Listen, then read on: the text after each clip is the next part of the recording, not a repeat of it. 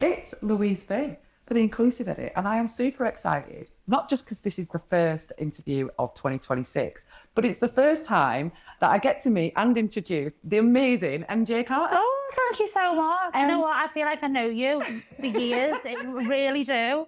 I feel like I've known you forever. Well, let's just put a little bit of context and a bit of backstory to this so that people know how we do know each other and why we're sitting here talking today, because we come from very similar backgrounds in a weird and wonderful way. Very different stories, very similar in adversity and how we've navigated those challenges and got to where we are now.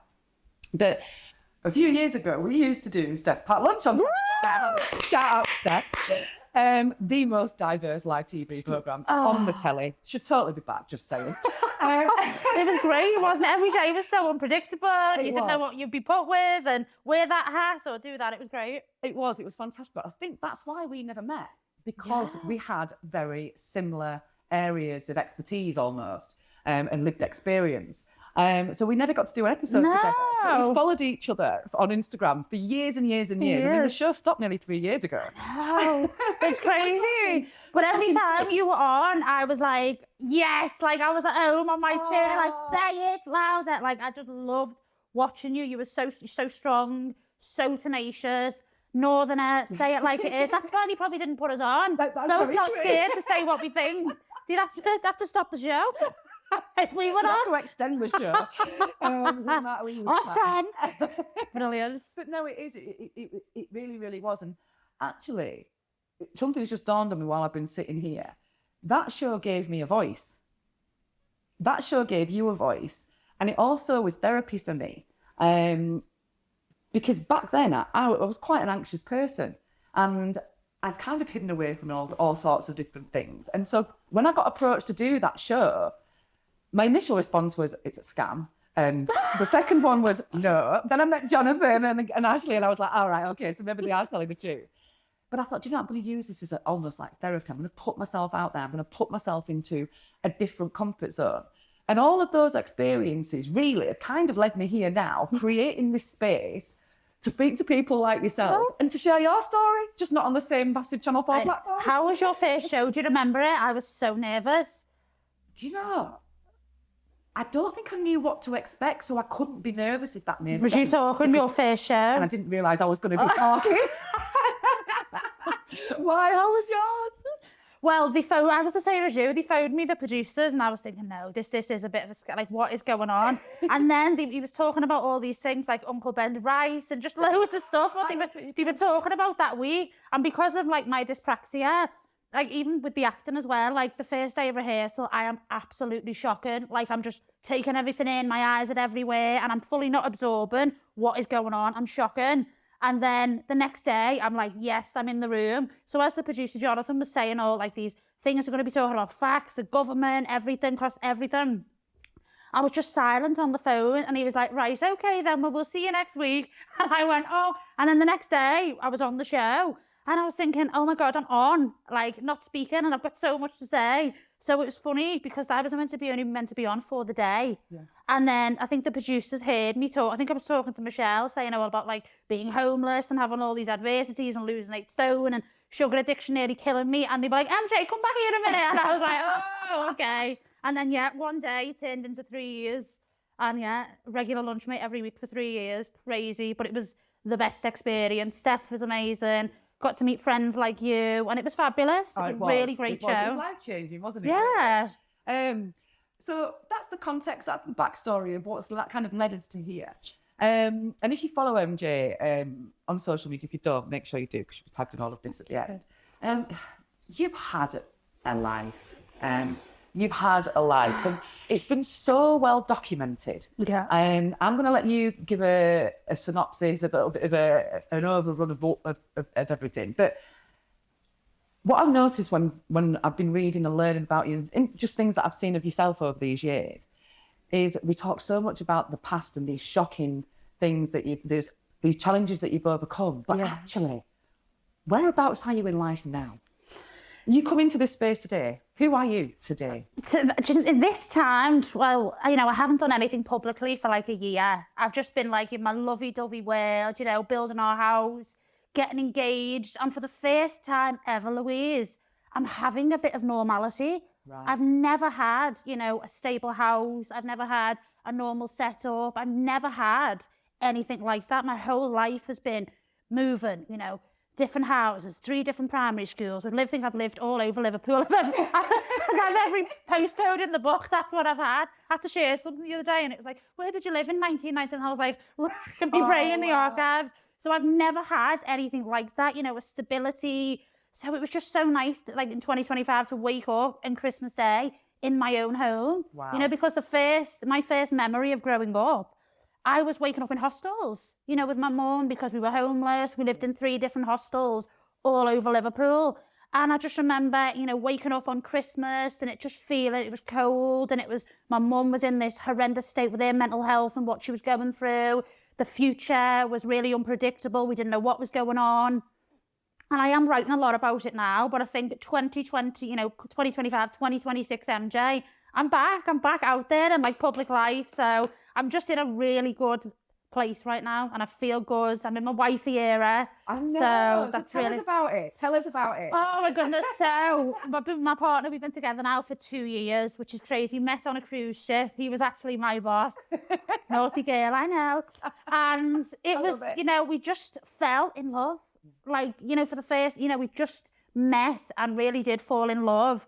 And we ended up staying in touch, you know, off the ship. And we walk around the ship of a night. We didn't really want anyone to see, because, you know, it's the business, and people have rumours and people have opinions. Like, it was some seedy, you know, saucy affair, MJ and the boss. And it was nothing like that, you know. It was just, we'd walk around the promenade of a night talking about what movies we liked and, you know, where we wanted to go in the world, and just things, you know, just chatted as people and got to know each other.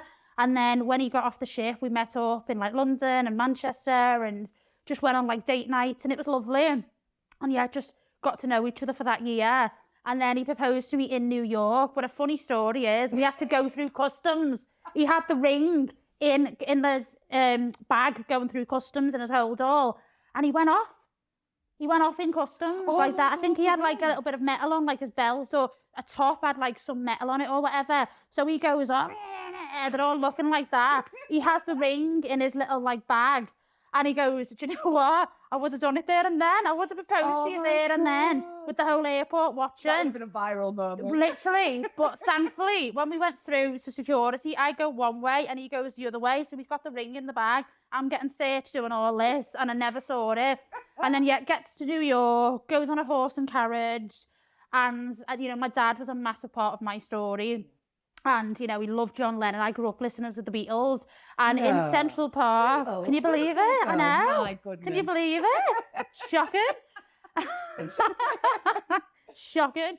And there's a John Lennon memorial in Central Park. And I just wanted to see it, you know, for my dad, thinking I've beat agoraphobia and I've got here. It was just a moment for me. And I'm talking to a woman saying, oh, isn't it amazing? And they're going, oh, your baby's so cute. Turn around. And he's on the floor like that, ring, everything. There was a busker playing. Unbelievable. I thought it was dreaming, honestly. Unbelievable. Well, congratulations. Thank you so much. And I understand you've got a date set. Ooh, next year. So excited. Do you know what? And I've just moved into a house as well. Who moves and gets engaged around Christmas time? Don't ever move into a house around Christmas time. It's the most stressful thing in the world, honestly. You've moved down to London now, haven't you? The Isle of Wight now. Have you gone to Isle of Wight? Oh, man. So how did that all come about then? Well, my partner lives there. He's lived there for like 10 years now. He's a southern boy. And he said to me, I live on the Isle of Wight, and I've heard of it, but a lot of my family think it's the Isle of Man. So they're all like, well, we'd love to come and see you in the Isle of Man. And I'm like, no, the Isle of Wight. So it is, it's a long way, but I've made a home there and I'm happy. And it doesn't matter where you live, you know, what your house is like. If you feel content, enjoy it. Put your fire on, light your candles. And I'm at a place where I'm doing that now, and I'm just really happy. For the first time, I can honestly say I'm loving life.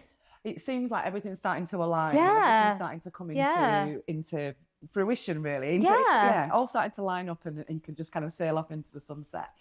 And I guess at the minute, there's a trend, isn't there? We're all talking about what happened in 2016 to what happened now, this last kind of 10-year, you know, playback, fast forward kind of thing.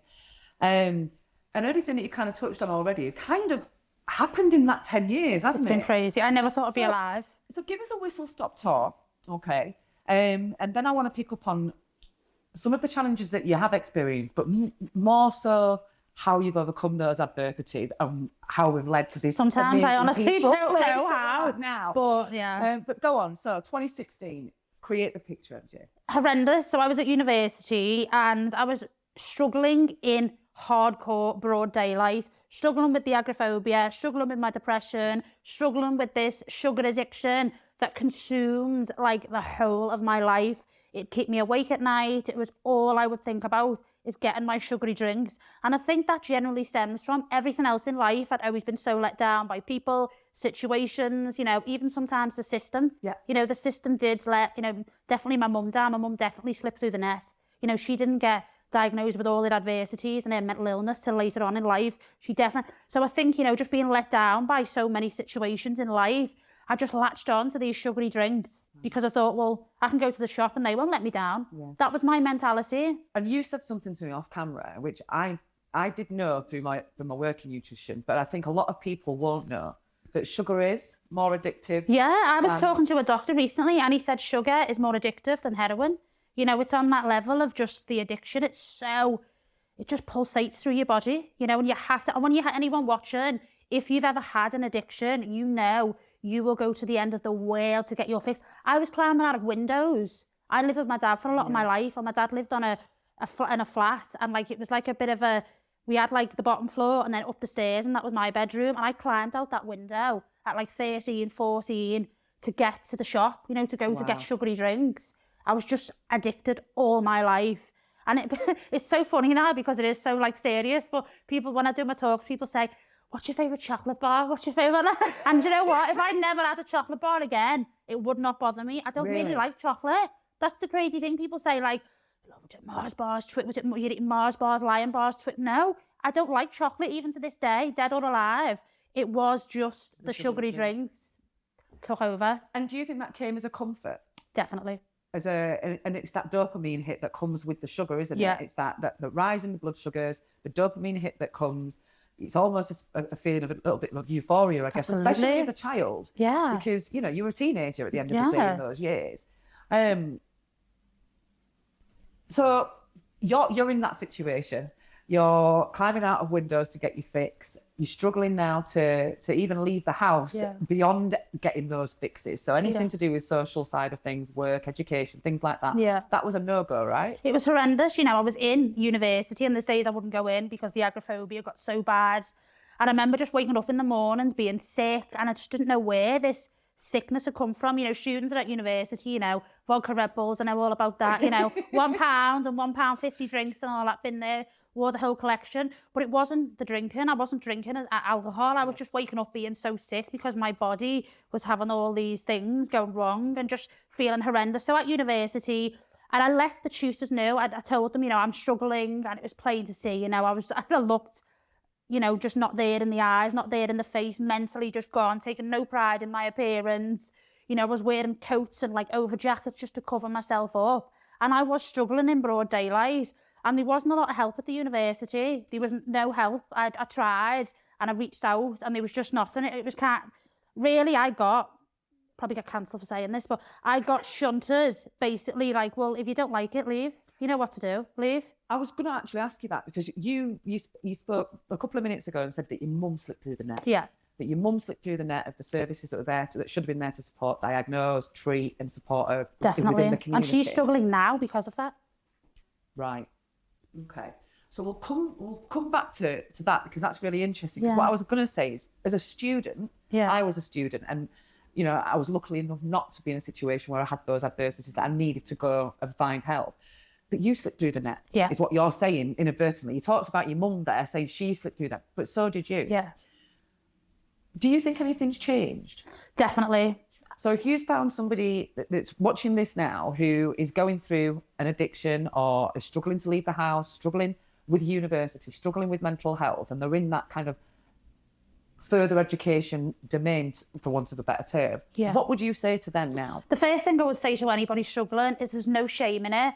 That people are so ashamed, thinking, oh, this is a silly addiction and it's embarrassing. There's no shame in it. It nearly killed me. Believe me, the first thing I wish in 2016, I would have said, oh my goodness, I'm struggling. I need help. So get over that hurdle. There's nothing embarrassing about being addicted to food and sugar. So, you know, move forward with that. And I'd say talk to people, talk to your parents, you know, talk to your tutors, phone 111, talk to like your doctor about it. I never did, you know, because I was so embarrassed. And I do a lot of talks now up and down the country in universities, and their mental health is great. They've got helplines for students. They have like activity evenings, you know, student mental health days. The movement in the last 10 years has been astounding, but 2016, it was a no-go area. It was really, really difficult to get help. It was just literally like, well, if you don't like it, you know what to do, leave. Wow. And I did. And you did? Yeah. Right, I walked out, can I tell you how I walked out? I had this little, shared in this house with like 2 other people, never really saw them. It just wasn't there. And I left one day and I had a bin bag of clothes. I never even had a blanket on the bed because I just wasn't there that much. You know, I just had to be at home. I couldn't turn up to go to university because I was so unwell. And I had like a sheet on the bed, a few tops, a lamp and a jewellery box my mum gave me to put a few little bits in. And I packed all that stuff up with a bag on my back, feeling vertigo, feeling dizzy, couldn't really walk, my knees going in, palpitations, sweating, just a really broken, damaged, unhealthy person walking around. And somehow I packed that room up, made it, stopping on every street corner, leaning on every shop shutter, car, lamppost on the way, somehow made it to the train station with these bags on my back, 17 plus stone, in the worst health state, managed to get back to Liverpool somehow, turned up at my dad's door. And I still, to this day, I feel so bad to having my dad see his daughter, you know, we brought into the world and brought up to be such a confident, full of life girl. That state I must look like when I turned up at my dad's door, that must have been so hard for him to see. Yeah. It must have been so hard. And then I came home, got the help I needed, somehow survived. I don't know how. It sounds like you were very much in survival mode when you packed that bag. Yeah. I think you were acting on instinct at that point, weren't you? I think that it's the animal brain kicking in at that point and saying, you've got to get out. If you don't get out of the situation now, you're in survival mode. How do you go from survival mode to existing to thriving? Oh, I'm still learning every day, honestly. Because you are. You're Thank smiling. You're healthy, you're glowing, you're in a brilliant place. And the way that you speak is confident. You sit tall and you talk so well about your story. So how did we get to this? Because crazy. This isn't survival mode. Thank you so much. Honestly, like it's the last 10 years have been unbelievable. But I always wanted to be a performer. I've always wanted to do this. I've always wanted to be an actor, and that's all I ever wanted really, was to do a few local plays and just be in theatre and drama. And yeah, I think I've always just had them skills of talking to people, surviving in the hostels, you know, making friends, just making things easy for myself in the hostel. And I think I've always just been able to talk to people. That is a gift I think I've always been able to just have, and be true to who I am, own up to it. You know, I've made mistakes, I've had addictions, I'm no perfect person. But if I can turn my life around where I was in 2016, anybody can. I think that's the great thing. You've really lent into those places that you've been. And I think when I look at your social media and the things that you talk about, I can see where other girls and men actually will be able to relate and stop and go, do you know what, this is not right. And I think we've all done it, haven't we? Even if it's just like a really bingy Christmas. Absolutely. We've all had that moment. Or a heavy night on the ale, you know. It's just like, it happens all the time. It really does. And so, you know, primarily there we talked about the sugar addiction, and obviously that impacted your physical health and your mental health. But beyond all of that, or aside from all of that, there's this dyspraxia. Crazy. So we've got all of this going on, but actually, but people who don't understand what dyspraxia is, give an example of how that kind of can manifest itself on a day-to-day basis. Dyspraxia is a neurological condition of the brain, so it affects your fine and your gross motor skills. To you and me, it is, you know, tying your shoelaces, to chopping a vegetable, to planning a journey. So many things it can affect your everyday life, time management, coordination, things with the hands. Like even in the house, I have to have so many different things to help me. You know, I have to have vegetables pre-chopped. I have to have just everything like easy, you know, to use and things like that. So it affects every single part of your life. It is a brain condition, but you know, it's more common in men. Interestingly, I didn't know it as a fact, but we've had more boxers come through Chronic Warriors with dyspraxia who've been male than female. So I've noticed it, but never knew that it was actually a fact. Just thought it might be something for us. But that's really interesting. Do you find that, again, like with a lot of neurological conditions, that women and girls find ways of masking these problems in different ways? Definitely. Is that something that you found that you did? Yeah. And was that easier because you were able to, one for a better term, deceive around the eating? Absolutely. I mean, I definitely think, you know, growing up with it, with dyspraxia and having all these adversity, definitely did cause that, like just latching onto food, because I was also a binge eater. If you've read my story, I was also, you know, surviving on fast food and takeaways to live because I couldn't cook, and I still struggle today with my coordination. Right. So I was ordering the takeaways. So is that why? Is that why the option was there? Because actually, if somebody was to deliver you a load of fresh fruit and veg, Wouldn't know what to do. You wouldn't be able to do anything with it. So the easier thing for you to be able to, again, survive. Total survival. Is just that kind of food. Yeah. And again, it goes back to the dopamine, doesn't it? It goes back to your body holding on to those. And when you've been so knocked in life by every angle, battered with every like stick you can imagine, food is there. Well, I'll order my takeaway, and the dopamine, the food will fill me up, and the food will be there for me. And that's where I got to. And then ending up in A&E, you know, twice on heart monitors because I abused my body so much. That was just so scary. Ended up in hospital at like 23 with all these wires all over me. And the doctor actually asked me flat out. I had to go to A&E at 3 o'clock in the morning because I was having these crazy palpitations. Wow. Couldn't feel my legs. Heart was going crazy, struggling to breathe. I remember just being on the floor of my dad's flat. That flat's got a lot to answer for. And my dad's flat, honestly, struggling to breathe, not being able to walk. Got took in an ambulance, and when I got to the hospital, the doctor pulled the curtain over at 3 o'clock in the morning and said, "Have you took any drugs?" And I was like, "Oh my God, no, never ever took," even to this day, never took a drug in my life. But I didn't want to say it was the sugar, and I've had this addiction since I was like knee high. You know, I remember sneaking down in the middle of the night, getting open up cans, and while my mum and dad was asleep and things like that. We always had like fizzy pop and stuff in the house. Horrendous. Do you think that as well, you know, there's so much to kind of unpack, but you say obviously mum had her challenges, dad had his challenge. Dad had agoraphobia. My dad never left the house in 3 years, and the last time he left the house was to go off in the ambulance, and he never came back. Wow. Never came back. And when he was on his deathbed, he looked at me because he had sepsis. And that just anyone who's ever, you know, had family members or even had sepsis themselves know, you know, it's... And he followed my voice. He was in and out of the coma, and he followed my voice, and he just said, "I'm so proud of you, you know, getting out into the world," because I got out and he never did. He never got out until he went to hospital. That will have all everyone wanted for you. Yeah. Absolutely. Yeah. That to me is, even though I've been very successful, I am successful. That is the epitome of success for me. And I can completely see that. I absolutely completely see that. And it's funny because I see so many successes in you, in your day-to-day life, but I don't even think that you realise they're successes because you focus on these massive, big life events and you don't actually celebrate all the little things that you do. I never do. And then I'm getting like texts and reminded on the phone, and I'm like, oh, it's crazy. It is. I don't celebrate them or acknowledge them half the time. Well, let's acknowledge some of them. Yeah. Shall we? Love it. So, you're on IMBD. Oh, I know. What's all that about? Tell us. Well, acting. So after the 2016, I am back to acting, which I've done. You know, I've been in 3 films now. A film called While We Wait, a film called Followed, and lots of other films. And just getting back to my roots. And I really believe that's made me more gritty as a performer and as an actor. And I always say, you know, a real actor, as you know, going through stuff makes your performance that more stronger, that more powerful, that more gritty. And I've used everything I've been through to portray on screen. Even just saying that there, the passion that's coming through, the confidence and all of those things. It's amazing to think that somebody with all of those challenges had the confidence to be able to put yourself into the acting world. And the reason I say it, and I know that it works, I've got, and she's now 12, as she was on Friday, 12-year-old stepdaughter who has struggled with confidence growing up.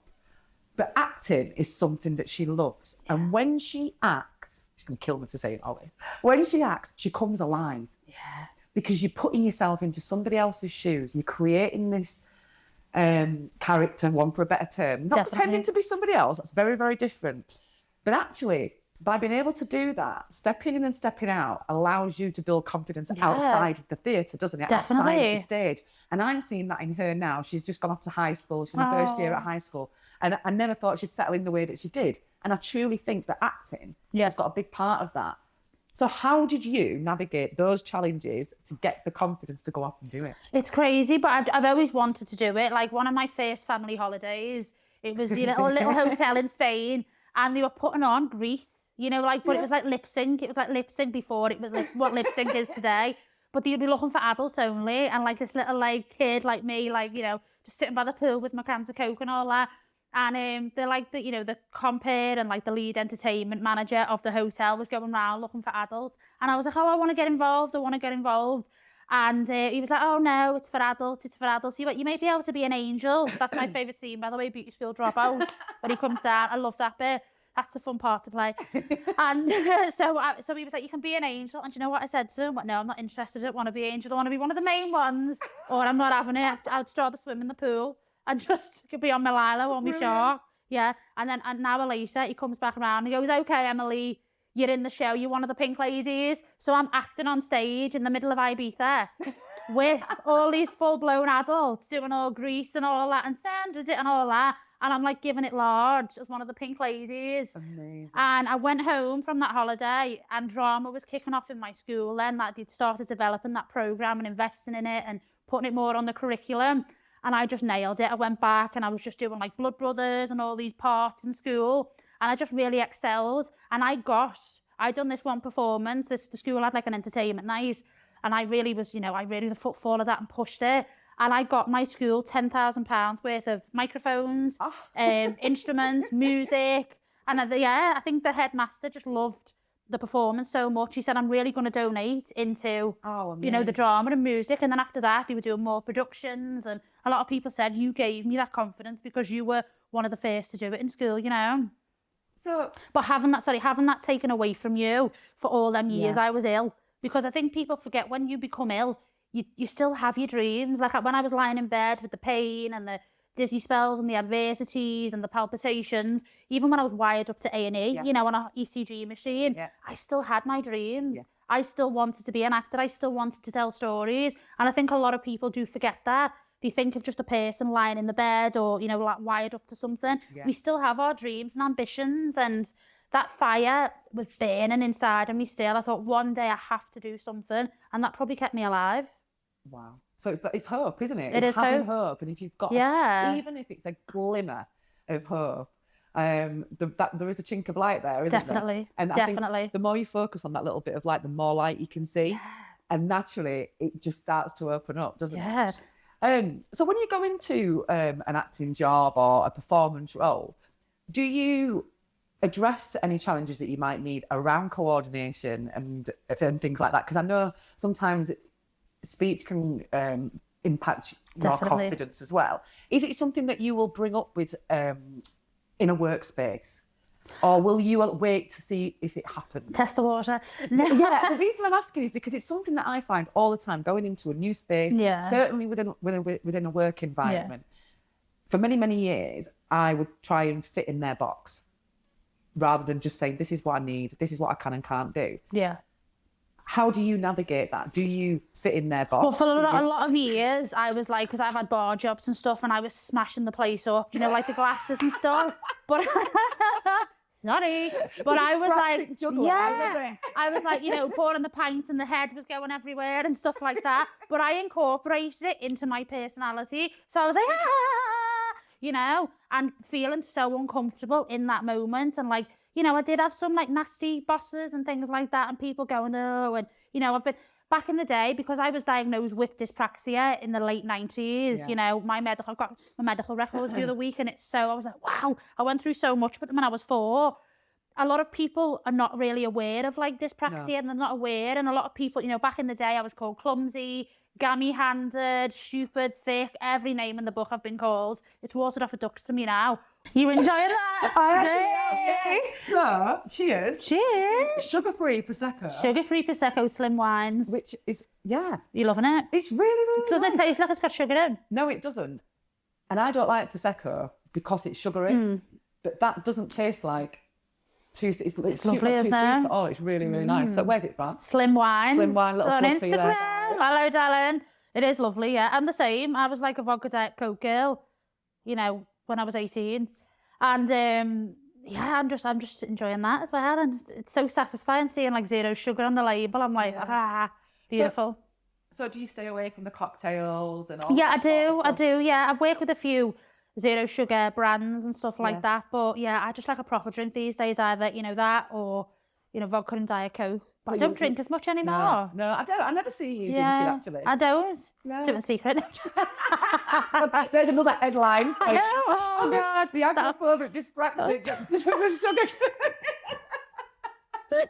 I tell you what, if I haven't reached for the bottle in 30 years, I don't think there's much of it now, and everything else I've been through. That'll be another thing tomorrow, and like that. Literally. But no, and that's why we ended up getting the Prosecco. We were talking about, you know, sugar and not appreciating it. It's in everything. Everything. And that you know, the way that you started to come away from that was the Coke Zero and a regular Coke, blah blah blah. Yeah. And came off it that way. And you know, like you say, going cold turkey or something like that is like stopping smoking. It's like it doesn't stopping work. drinking. Yeah, it doesn't work. It doesn't work. Yeah. Is there any support out there for people with food addiction? There is some helplines, you know, there definitely is a lot of helplines. And I know now there's a lot of, you know, on a lot of food, it's like sugar wise, and, you know, this has been, you know, counted off with the sugar and stuff like that. So there is definitely a lot of awareness for it, but it's all these organisations. There's no shame in phoning up Samaritans or phoning up, you know, 111 and just saying I've got these problems, because they will put you in touch with the right people. I think a lot of people are quite embarrassed. You know, my experience and talk with people reaching out to me and talking to a lot of people, there's nothing to be embarrassed about. There's no shame in it. There really isn't no shame in it, you know. And I wish I would have told someone earlier on that I was struggling, because I probably wouldn't have ended up in hospital, you know, and it nearly killing me. Do you think I've just been thinking about some of the things that you've been saying while I've been talking, Ellen. Would you have classed yourself as a young carer of your parents? Definitely. Looking back now. Definitely, yeah. So, like my nights out, that's such a great point. Like I remember being out for it before I got really ill, still in the height of it before it affected my legs and my mobility and my heart and everything and the dizzy spells. I remember like being on a night out with like girls growing up, and I remember running out to the club, right, telling my friends that I'm talking to this guy, and it's, you know, a bit of one of them conversations, running out in the club, texting my dad saying like, are you okay in case he fell? You know, have you got enough food? Have you got enough? Because we had like the electricity on the stick. You know, you just like top up at the shop and have the little Scottish Power one. We had that. So have you got enough electricity coming out of the club? Like, I'm never really enjoying like my nights, you know, in case he fell and he had COPD and agoraphobia, his chest was so bad. So yeah, I spent a lot of like 2016 and all them years just like really looking after my parents, you know, and I'd do it in a heartbeat again. But that was like my focus. Everyone was thinking I was talking to boys, but I wasn't. I was running out the bar, seeing if he was okay. And I left a lot of nights out as well. I'd have to make something up and say, you know, because I was just so worried about my mum and dad. So I definitely was a young carer. Because I think we talk so much, don't we, about looked after children and finding the right support for those. But actually, there's so many young carers out there. So many. And I think they slip through the net quite often as well. Yeah. So again, just like some of the names of the support services that you mentioned earlier, we'll put a list at the end of this in the copy with all those support services, and certainly some around young carers as well. Definitely. And actually, funnily enough, this is not a plug, by the way, but it's a little segue.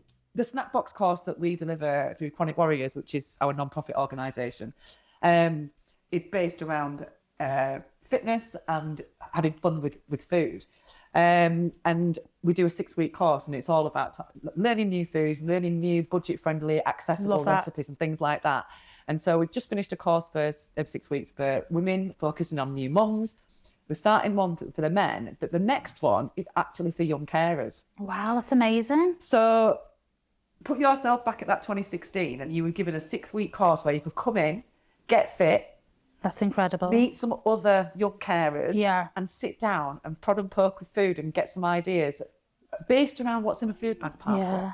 How would something like that have affected and helped you when you were going through I just those would have thought times? like all my dreams would have been answered, you know, to move me forward. Yeah. I think that sounds fantastic. There was nothing like that back in the day. No. And I think what you do with the lunchbox is absolutely amazing. I see, and your recipes are so accessible as well. You know, for like Yeah. myself, neurodiverse, like following a recipe, I still struggle with that today. But you do it with, you know, all your ingredients are accessible, they're easy. It's less of the peeling than the chopping. So I think that is really, really, I would have loved to have done something like that back in the day. We'll have to get you over for one of Yeah, these sessions. I'd love to, Oh, honestly. that'd be amazing. Because I'm guessing, yeah, you mentioned earlier about like buying diced veg, Yeah. for example. You know, your onions, things like that. Like I Frozen nearly veg. burned my dad's flat down. That flat that's got a lot to answer for back in Anfield. And the amount of pans that like we went through. I Yeah. think I still have a little bit of the scar here of when I tried. I nearly ended up in the A&E. Nearly ended up in the A&E. We couldn't go out. Oh my so the blood gosh. was all going up the walls like champagne bottle. And I was thinking, how are we going to do this? We both can't like walk. Horrendous situation. I have to laugh about it now to Oh get my through. God. So there's like the whole of like, what's that bit of you? You'll know Knuckle. more than me. Yeah, thank you. I've only had a sip. Thank you. 10 years in adaptive sport and I know what a knuckle is. Oh, right. Stop the train. Thank you. Right, I've got to have a welcome. pause for that. I'm Oh, sorry. dear. That bit, the knuckle. Yeah. That is hilarious. So thank you. So that nearly came off, right? Wow. But me and my dad like couldn't go out at the time. But we just put like, I think I put like 2 bog rolls around it and just Jeez. like, it was fine after a while. So Oh yeah, my I nearly set my gosh. dad's like little flat ablaze and stuff. So definitely the chopped vegetables, highly recommend them. And all the supermarkets now are amazing. You know, they have chopped mushrooms, onion diced already, Everything, don't they? frozen stuff, which is amazing. And I swear by that today. I really do. It's super, super accessible. Absolutely. Not only that, and I hope you're going to vouch me on this, it's cheaper. Definitely. And- a lot cheaper. I don't know if people realise this, but frozen fruit and veg has actually got more nutrients in it than fresh because, here's another one. I'm learning, I'm liking it. Because when fruit and veg is picked to be frozen, it's frozen at the point of picking. Ah. So there's no transportation of it fresh, it's not getting bruised, it's not losing nutrients, it's picked and frozen straight away. Whereas when you get your fresh veg, it's transported, it's in different Yeah, temperatures, that's so it's getting true. battered and bruised, and it's probably been picked and left for probably about 5 days before it hits Yeah. our shelves. So quite often when I speak to people about making those healthy choices, they'll say, oh, but I can't afford fruit and veg. I can't afford to eat It's healthily. very expensive. On the face of it, fresh is. But when you go to your Icelands, your farm foods, and you go for those diced frozen portions Yeah. of certainly your fruit and your veg and Definitely. even potatoes, Yeah. you can really start to cook healthy on a budget, right? Definitely. I swear by them, like microwave stuff and just like a little pot and put it in the microwave. It's amazing. And you also feel with the frozen veg, you're getting more in because you're just grabbing out your hand and you can put it into like a bolognese and stuff and you're getting all your carrots and your peas and like your mushrooms. I highly recommend it all day long. Sometimes they're all falling out the freezer and I'm like, you know, getting the peas back in, but no, definitely. I really, and even though like grated cheese, you know, like low fat grated cheese, because I struggle still today with the hands, I get cheese in the packet that's already grated and, you know, very fortunate now to know you have can all freeze stuff like cheese? that. Exactly. Can you freeze cheese? You can freeze cheese, you Oh can my freeze goodness. milk. Who knew? Wow, that's I amazing. know, right? That is fantastic. There you go. So if you see it on there with the little yellow sticker on, you think, oh, I could do with a bit I of love that, but that I don't bit. need it right now. Get it in That's the my freezer. favourite bit. Like Friday night on my knees in the supermarkets looking at the yellow stickers. I love Oh, it. it's a date, mate. We're going to have to go and do a wall Please, can we? Yellow sticker. I'd love to do that. Go live. Like, this is what we've got. So what meal now do you love to cook? Something that you would never have really eaten before when you was in that. What would you now go, oh, all right, fancy? Do you know what? Something straight, like an omelette. Really? An omelette with loads of low-fat reduced cheese, cooked with fry light, peppers, mushrooms, onions, a nice big 3 or 4 egg omelette. I just don't think you can beat. And do you enjoy cooking? We enjoy the process of it, you Yeah. know, just like, because I would latch on to takeaways, pizzas, kebabs. And when I was eating that food, and probably a lot of people will relate to this, you don't really enjoy it. You're not going, oh, this is like lovely. I was to survive. And a lot of the time when I was in my bedroom binging on this food in secret, I was into the abyss of depression. So I was just looking into the abyss, eating this food in such a state of depression. But now I'm like, oh, peppers, onions. So yeah, a nice big, veggie packed omelette, loads of low fat cheese, cooked in fry light, lovely. I'd go for that. Eat that any night of the week. And healthy food, I feel, gives you a healthy mind. Definitely. But by that same token, we're all going to have days where we feel like we've got out the wrong side of bed and it just happens more often than ever. So how do you manage those days now? Identify it. For so many years in my life, I was. I'm gonna be okay. Do you know why? Because I know myself so much now. I think being diagnosed with all these things at 3 or 4, I'm so aware of myself now. So just getting up and going, oh my God, I feel like crap. I feel like hardcore crap now. Identify it, not pushing myself anymore, not pushing myself to like go out, and just identify how I'm feeling. These are the factors. Look what everything you've been through. You're allowed to have these days, and just taking the morning slow. Having a shower, washing my hair, brushing my teeth. A lot of stuff with dyspraxia comes into like looking after yourself, brushing your teeth, and this was something that really impacted you actually at one point. Absolutely. You weren't brushing your hair. Or washing my hair. Of course, no. I'm straight. No, but the thing is, the reason I say, if you don't mind me saying, is because when I read this stuff, it all seems really sensational and really headlining. Yeah. When I read about you, and what I've really wanted to, and I hope this has been the case with this, we're not talking just about the what happened, it's the whys and the how we moved from it, and the person that's sitting here when now. you're lying in bed riddled with depression, you don't want to, last thing you want to do, it's the hardest thing in the world to lift your head up off the pillow, walk into the bathroom, brush your teeth. I'm dead honest, and that's got me here today. I didn't brush my teeth for a long time. I didn't wash my hair for a long time. Because when you're riddled with depression, you don't want to do that. You just literally want to lie in bed all day. And I think it was when my dad thought I was on drugs. That's the bit that I thought, wow, like my life is literally going downhill here. He actually went, are you on drugs? Are you taking? Because I was sleeping all day. And I think that was one of the turning points of like, I have to get my life back on the guardrails, It's amazing. It really, really is, because the only person that's done that is you. Yeah. From start to finish. And there's a lot of areas where it's compulsion and it's addiction. And quite often when somebody's managed an addiction or something compulsive in a previous life, it's because they have an addictive personality. Yeah. What are you addicted to now? Oh, do you know what? And I haven't really spoke about this before, but probably the 0 sugar drinks. I can't go a day now really without having a couple. Really? Yeah. So it's like took one out to replace the other. I think fizzy drinks will always be a huge, like, people get up and have a coffee and a bagel. Though? I'm like, was you aware of that sort of like, because I don't think you smoke, do you? Don't smoke, no. So quite often people will stop one thing and replace it with another. Definitely. Was you ever conscious of that and kind of going, I'm not replacing this sugar with something else, or was it just not a thing for you? I think it was just like fizzy drinks are always going to be a part of my life, and I believe like if you take something out, you've got to replace it with something. I just always believe that. Right. And it's like law of attraction, isn't it? Karma. You do something bad, you pay the price for that. You know 100%. What I mean? Do something good, it'll come back to you in tenfold. So I do believe now it is, the fizzy drinks and stuff, like even like things like fizzy water and stuff. I just have to have that fizz. That's what it is for me. So it's almost a texture, isn't it? It is, yeah, definitely. It's a texture thing. Definitely having that fizz, yeah. And just, I think I was written off from day one in my life. Like from when I was born, I was written off. And the fact that I'm here today is a miracle on its own, So we've talked about 2016 to 2026. Yeah. We've talked about where you are now. Yeah.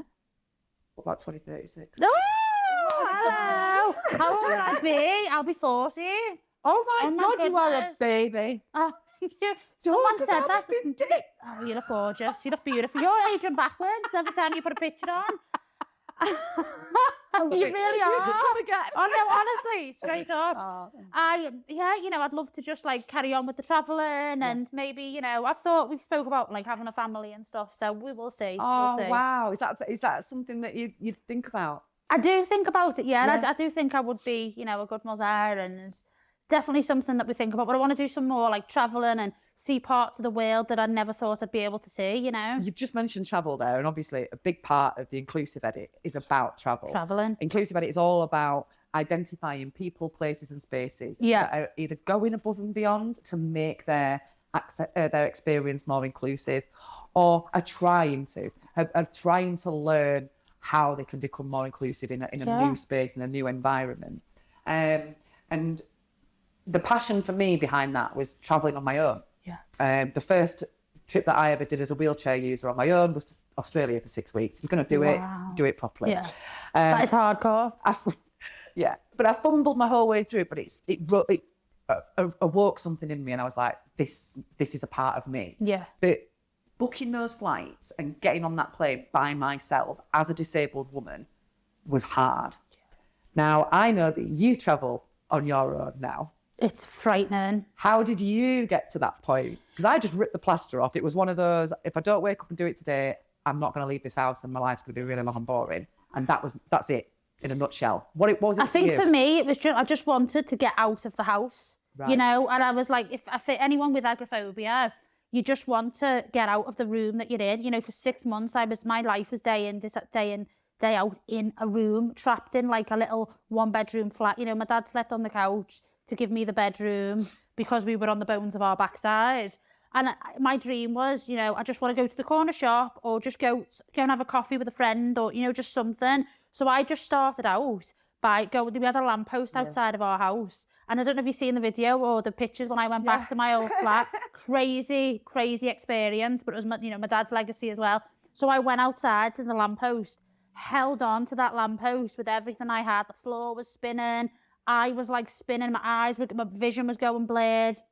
And I thought, if I don't break this horrible chain, I will die in this room. My dad's going to come in one day and see his 20-year-old daughter dead in the bedroom from, you know, something with the sugar or the food or my heart, anything. So one day, it was one evening, I think I'd slept for about 16 hours and I woke up sweating. It was a hot summer night, overweight, unhealthy, feeling horrendous. Dad was, you know, he'd never shout at me, but he'd give me this look. And sometimes that's all we need. That's all it ever was, that look.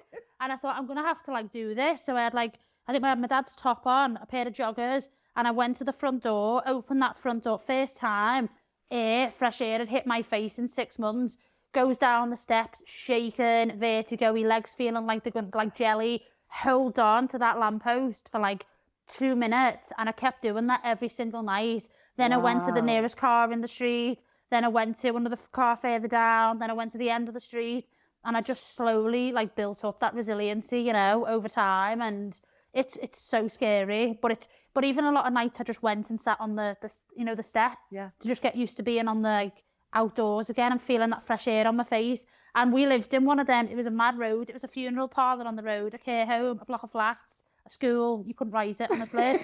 You got to soap on its own. There's a butcher, a baker, and a candles. Absolutely. And so them everyone, you know, was coming in, all like kinds of people. Oh, it's lovely to see you. Oh, you know, and the postman was going, oh, keep doing this. And it was just like that street just gave me a lot of support without them even knowing, you know. And when I started like losing the weight, I had like bus drivers and taxi drivers go, oh, you're looking well. And it was a great time, you know. It was innocent and it was natural and it was true. You know, it was very, very true. Again, it's just, they're all journeys though, aren't they? It's all travelling, whether it was to the lamppost, to the corner shop, or to the next street. It's all... That lamppost was just my security for 6 months. I just held on to it and thought, I've got to get used to being outside again, you know. So what are your travel goals now then?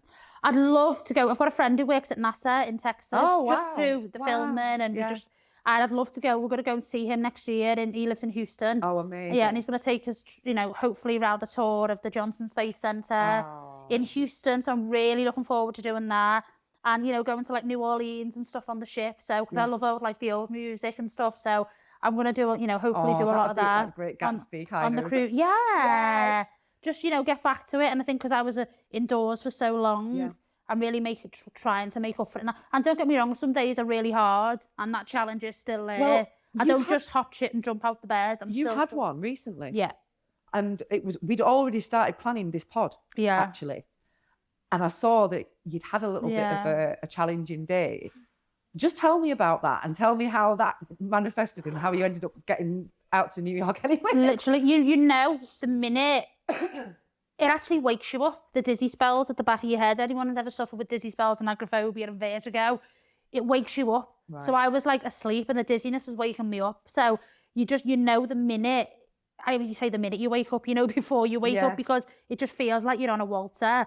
And then that day, you know, something doesn't feel right in your head, your balance, your vertigo, I'm banging into stuff, banging into walls, everything like that. You know that morning that you're not right. And I tried, you know, it was like Christmas time, so I tried to get out because we had a bit of shopping to do. It was our first Christmas together as a couple, So you know, excitement there. building our home. He was really excited. He just got off the ship. He'd been away for 4 months. And I wanted, but I just didn't feel right. You know, I was just like, and we ended up being outside the range and I couldn't go in. And I just thought I need to film this because I film so much positive content about like being a strong woman, and that is true. But I thought I need to show this side of the struggle. And I think a lot of people related to that even more. So I'm going to ask you something now that I just can't. Do we need to speak first? Yeah. How do you do it? Because this is the bit that I really struggle with, is when you're having those bad days, stopping and picking up the camera and going, I am going to document this.